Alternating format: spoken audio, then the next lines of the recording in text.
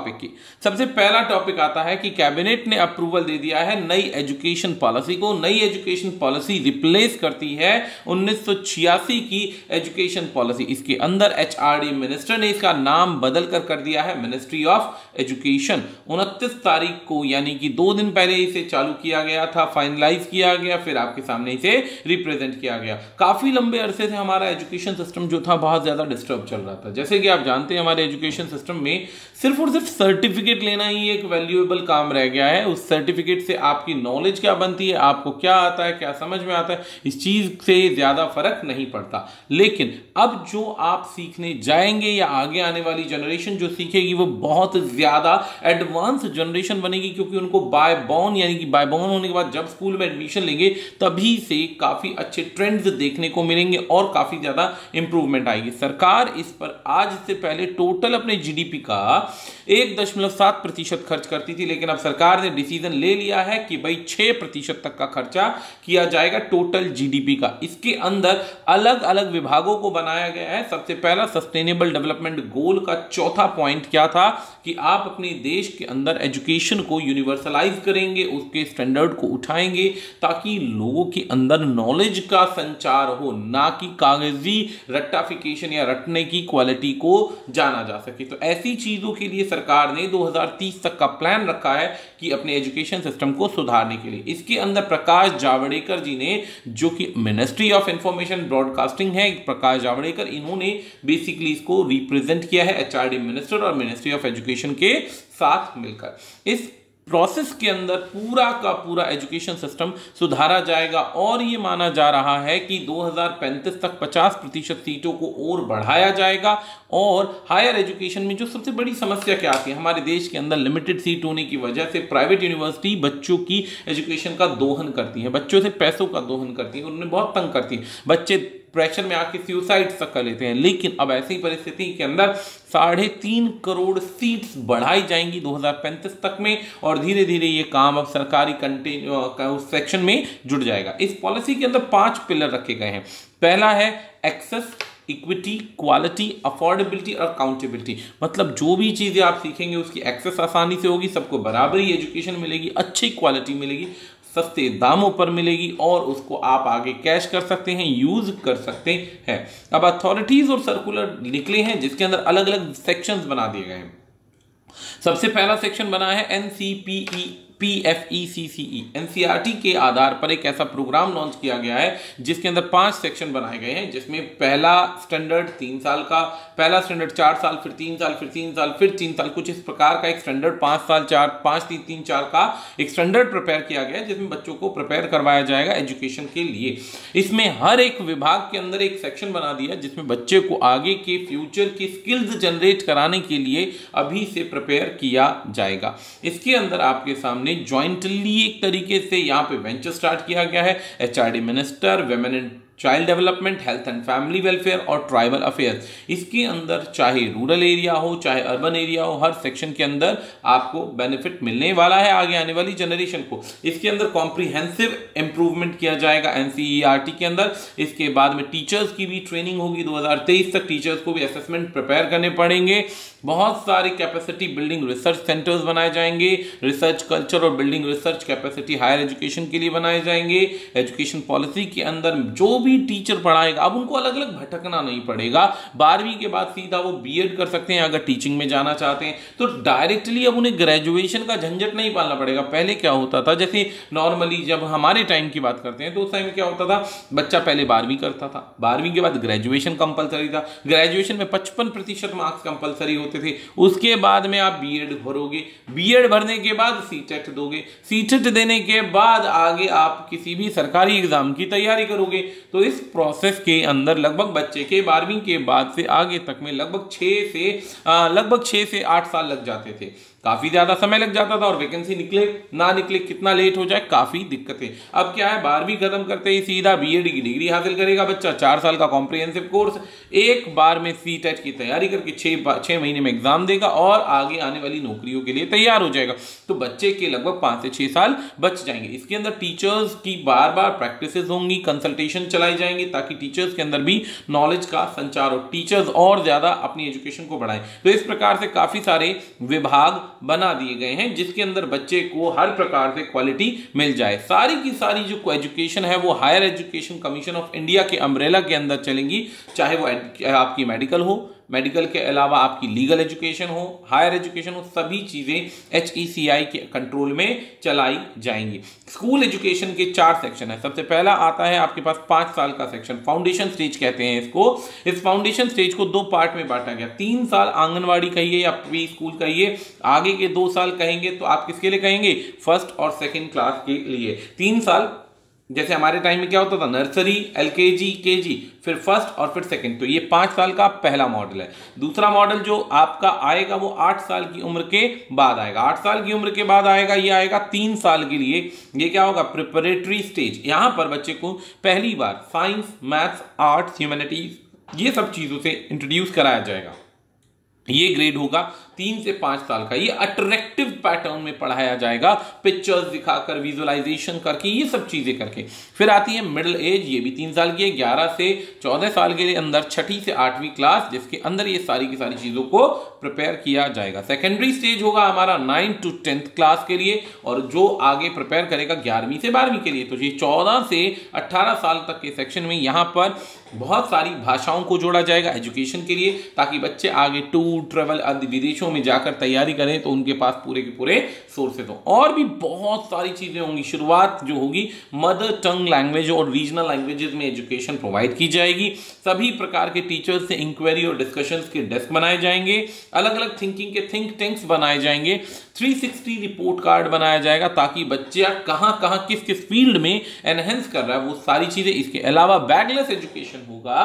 Bagless education का अर्थ होता है दोस्तों कि अब उसे बैग ले जाने की आवश्यकता नहीं रहेगी। स्पेशली एबल्ड चाइल्ड को, जिसे हम कहते हैं कमजोर, वीक या फिर किसी भी मानसिकता से कमजोर जो बच्चा होगा, उसके लिए अलग अलग एजुकेशन चलाई जाएंगी। तो इन सभी चीजों को ध्यान में रखते हुए सर्टिफिकेट एरिया बनाया गया, एडवांस डिप्लोमा का एक सेक्शन बना दिया गया, बैचलर डिग्रीज बना दी गई, रिसर्च सेंटर्स बना दिए गए। तो इन सभी चीजों के लिए बहुत सारे एग्जिट ऑप्शंस हैं जहां पर बच्चा इसे तैयार कर सकता है। इसके अंदर बहुत सारी मिनिस्ट्री इन्वॉल्व होने के बाद फाइनली हमने एजुकेशन पॉलिसी के एवोल्यूशन को चेक किया। तो बैकग्राउंड में एवोल्यूशन को चेक किया तो पहली बार हमारे पास एजुकेशन को 1948 से 49 और 49 से लेकर के लगातार एजुकेशन के सुधार करने के अंदर बहुत लंबा समय निकाल दिया। तो ये सारी पॉलिसी थी। फाइनली अब जाकर हमारे पास ये बेस्ट ऑप्शन आया। लेकिन अभी ध्यान रखिएगा, ये सिर्फ अभी कागजी पेपर वर्क पर आया है। अभी इसे इंप्लीमेंट कितनी तैयारी के साथ किया जा सकता है और कब तक इंप्लीमेंट किया जा सकता है ये कह पाना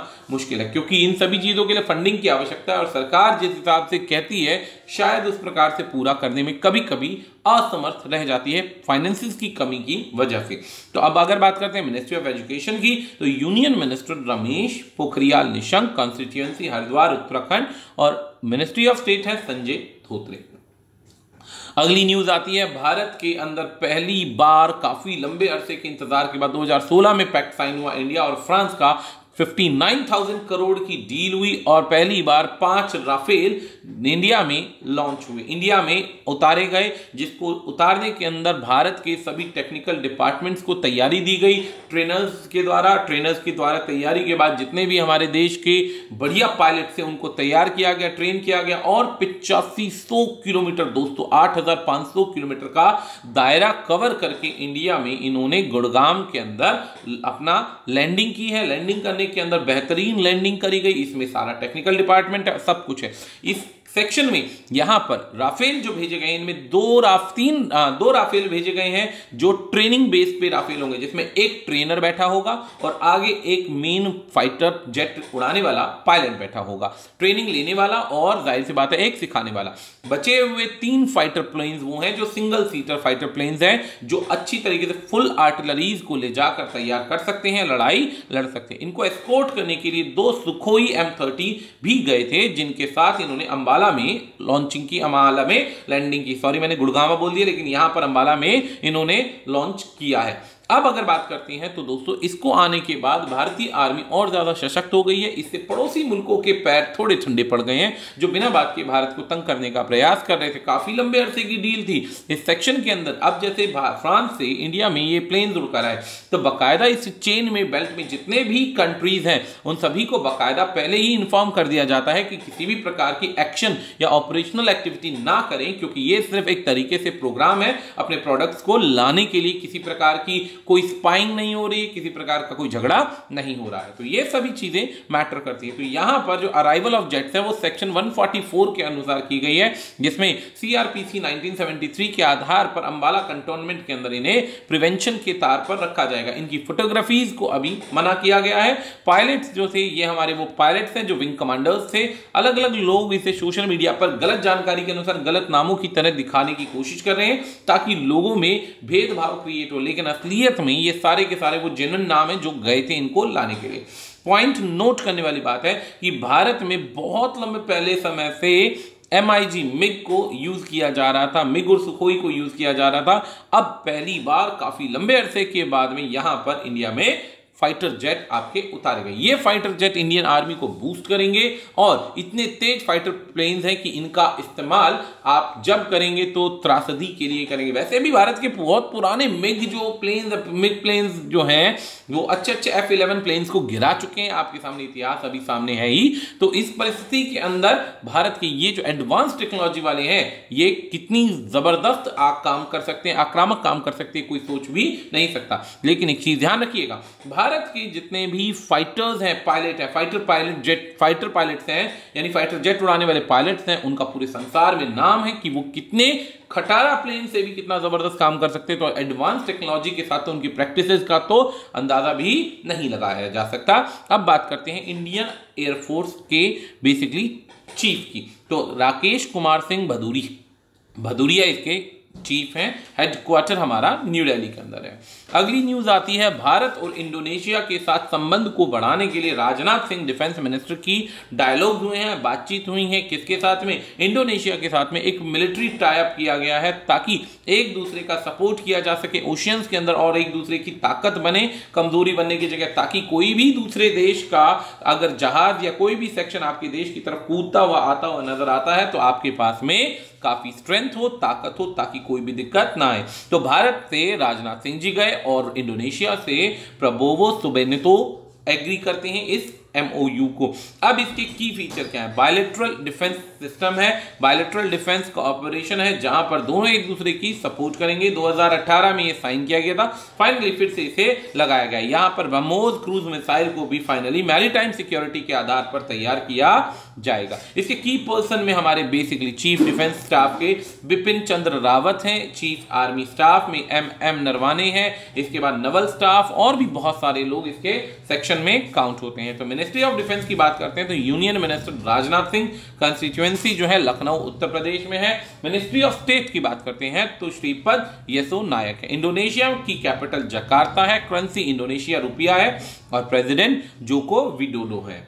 अगला पॉइंट आता है भारत और जिम्बाब्वे के साथ में। भारत और जिम्बाब्वे दोनों मिलकर एक कैबिनेट के अप्रूवल के अंदर एक MOU को साइन करते हैं। MOU को साइन करते हैं ताकि हमारे देश का जो आयुष है, आयुष या आपको पता होगा आयुर्वेदा, यूनानी, तो ये प्रकार की जो है ना आयुर्वेदा, योगा, यूनानी और होम्योपैथी, ये सारी मेडिसिन के लिए यहाँ पे तैयारी की गई है। इनका मेन ऑब्जेक्टिव क्या है? मेन ऑब्जेक्टिव ये है कि जितनी भी ट्रेडिशनल सिस्टम ऑफ मेडिसिन और होम्योपैथी है, इन दोनों से, इस पैटर्न से दोनों कंट्रीज को बेनिफिट मिले। पुराने तरीके की जो भी मेडिसिन या पैटर्न है उनसे म्यूचुअली बेनिफिट दोनों कंट्री प्राप्त करें। हालांकि एक बात सबसे ज्यादा समझने वाली है कि जहां पर इंडिया इन कल्चर्स को भूलता जा रहा है, भारत इन चीजों को भूलता जा रहा है, वहीं दूसरे देश इन चीजों को तेजी से अपनाने का प्रयास करते जा रहे हैं ताकि भविष्य में और तेजी से इनको कंट्रोल किया जा सके। कोई भी देश कोई भी देश इन चीजों को छोड़ना नहीं चाहता और हम अपनी पुरानी ऐतिहासिक कलाओं को छोड़ते जा रहे हैं। हालांकि इन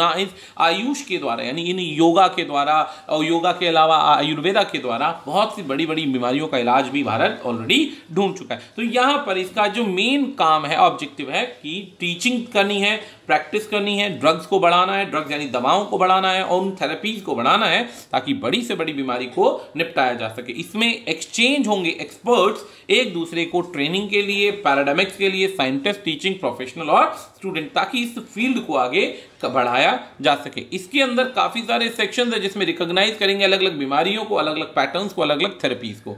इससे रिलेटेड हालांकि अभी भी काफी सारी न्यूज आई थी जिसके अंदर cabinet ministry of economic affairs जो है नरेंद्र मोदी ये बेसिकली सपोर्ट करते हैं, एमओयू साइन करते हैं अलग अलग कंट्रीज के साथ में ताकि हेल्थ को और तेजी से स्ट्रॉन्ग किया जा सके। तो जिम्बाब्वे की बात करें तो जिम्बाब्वे की कैपिटल है हैरारे और करेंसी है यूनाइटेड स्टेट्स डॉलर। यहां पे एक रियल टाइम ग्रॉस सेटलमेंट यानी जिसे डॉलर कहते हैं वो भी चलता है, आरटीजीएस डॉलर। प्रेसिडेंट की बात करें तो एमरसन डैम्बूजो, और इस नाम को पढ़ लीजिएगा, थोड़ा सा प्रोनाउंसिएशन नहीं हो पाएगा। अगला पॉइंट आता है हमारे पास, Narendra Modi and Pravind Jugnauth virtually inaugurate करते हैं सुप्रीम कोर्ट। कहां पर सुप्रीम कोर्ट एक लॉन्च कर रहे हैं? मॉरिशस के अंदर एक सुप्रीम कोर्ट लॉन्च करवा रहे हैं। लॉन्च करवाने के अंदर जो एक्सपेंस आएगा वो काफी ज्यादा आएगा दोनों के देशों की आपस कॉम्बिनेशन के आधार पर। 30 जुलाई को यानी कल प्रधानमंत्री और जो मॉरिशस के काउंटर पार्ट सेक्शन से जो व्यक्ति थे, क्या नाम था, प्रवीण जुगनौथ, इन्होंने इनोग्रेट किया नया सुप्रीम कोर्ट मॉरिशस के अंदर वीडियो कॉन्फ्रेंसिंग के द्वारा। यहां पे कोई आवाजाही नहीं है जैसे कि कोविड-19 की परिस्थिति है। तो सुप्रीम कोर्ट की बिल्डिंग बनाई गई है, काफी ऊंची 10 माले की बिल्डिंग बनाई गई 4700 स्क्वायर फीट में, और 4700 स्क्वायर मीटर यानी कि इसका बिल्डिंग का एरिया जो होगा 25,000 स्क्वायर मीटर, बहुत बड़ा सेक्शन होगा। ये काफी सारे प्रोजेक्ट्स भारत में साइन किए गए, लगभग 5 प्रोजेक्ट्स हैं जिसके अंदर 353 मिलियन जो है खर्चा आना है इंडियन गवर्नमेंट का मॉरिशस गवर्नमेंट के लिए। इसके अंदर 5 में से 1 प्रोजेक्ट पर अब ये काम शुरू हुआ है, 5 में से 1 प्रोजेक्ट पर, जिसके लिए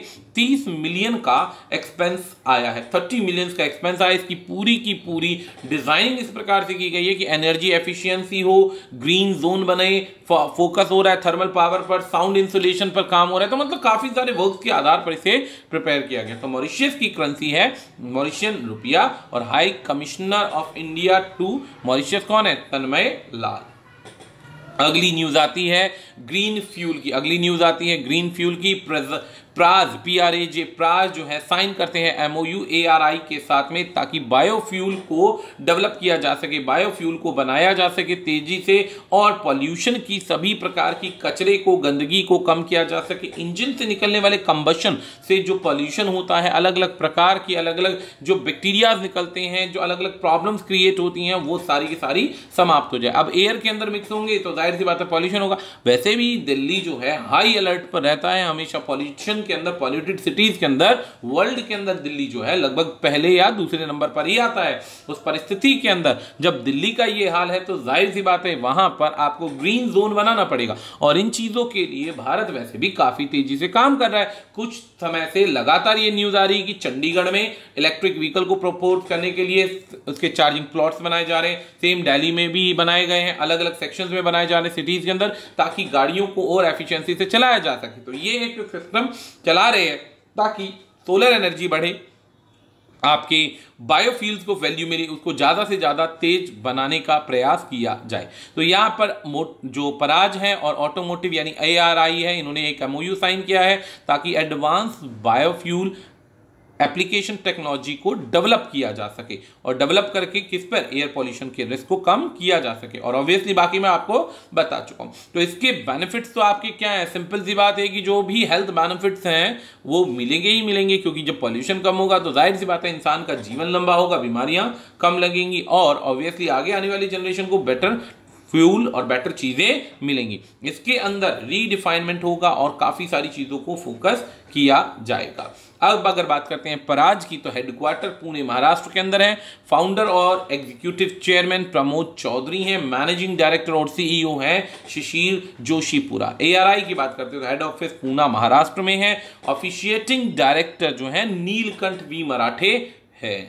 अगला पॉइंट आता है, जैसे कि आप सभी जानते हैं ईरान जो है अपनी बैलिस्टिक मिसाइल्स को बहुत तेजी से तैयार करता जा रहा है। इसी चीज को लेकर वैसे भी अभी हाल ही में ईरान और इजराइल का विवाद लंबे समय से चलता आ रहा है कि भाई अरब वॉर इनकी पहले ही हो चुकी है और अरब वॉर होने के बाद में कहीं ना कहीं एक दूसरे आपस में दुश्मनी है और बहुत तगड़ी खटास है। तो उस परिस्थिति को देखते हुए ईरान जो है अपना न्यूक्लियर वेपन बनाना चाहता है और इजराइल उन न्यूक्लियर वेपन्स को रोकना चाहता है कि ताकि अगर न्यूक्लियर वेपन ईरान के पास आ गया तो वॉर डेफिनेट है और इजराइल को तंग किया जाएगा। इसी चीज को ध्यान में रखते हुए काफी सारे अटैक्स पहले ही किए जा चुके हैं। किसके द्वारा?